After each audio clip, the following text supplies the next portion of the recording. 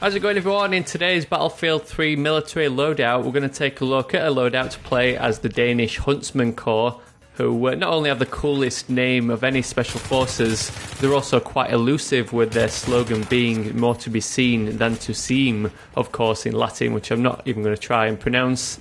And in the short article on Wikipedia about the Huntsmen Corps, they're described as not having to be widely recognised or boasted, that this only makes them more effective. And this definitely proved true when I was trying to create this guide. I really had to dig deep into the depth of the internet to find some information on the Huntsmen Corps.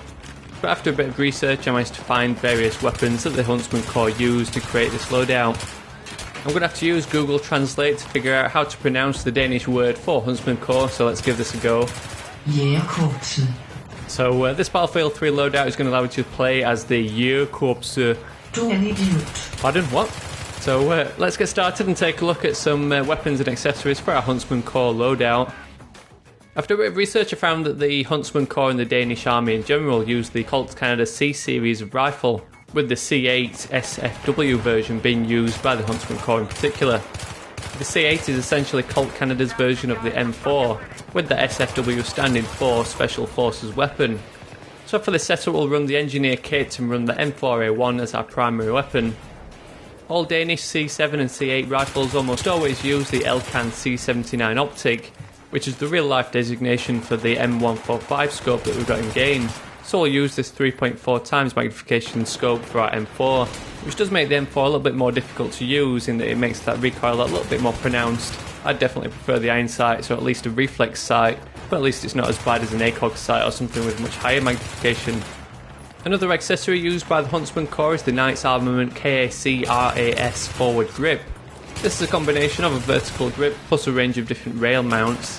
So we'll go for the foregrip for slot number 2, which again isn't really an attachment that we need on the M4 in game, seeing as the M4 as standard's got pretty low side-to-side recoil.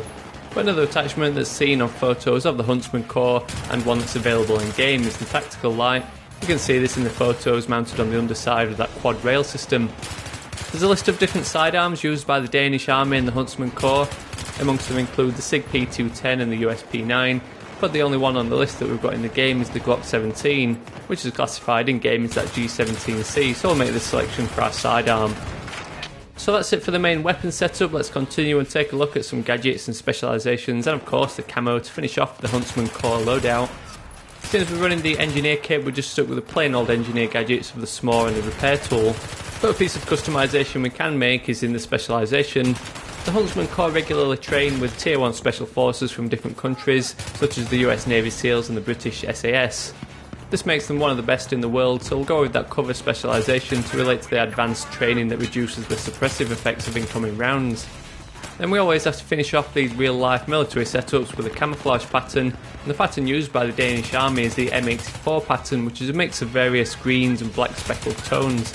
We don't have the exact M84 pattern in game, with it just featuring the Russians and the US, but the woodland camo for the Russian side kind of fits in with the speckled pattern, although if we could customise it, we'd remove some of that yellow for another green tone. So that finishes off another real-life military themed loadout for Battlefield 3. As always, if you enjoyed this video or learned anything new, I'd really love a thumbs up down below just to help spread the word and share the video with your friends. I'm really looking forward to that air superiority mode, which is going to be introduced to Battlefield 3 as part of that end game DLC. So who knows, I might finally be able to produce a variety of jet loadout videos sometime in the near future. Talking about that end game DLC, let me know down in the comments if you can think of any loadouts that would be a particularly good match for those dirt bikes, or if there's any particular weapon in Battlefield 3 that would suit a military themed loadout. It seems that most of them that I'm looking at doing nowadays all feature the HK416, which I've featured plenty of times already. Don't forget to come and say hello on Twitter and Facebook. Links to both profiles are down in the description. Otherwise, thanks for watching. I'll catch you all later. Requesting ammo! I need some fucking ammo!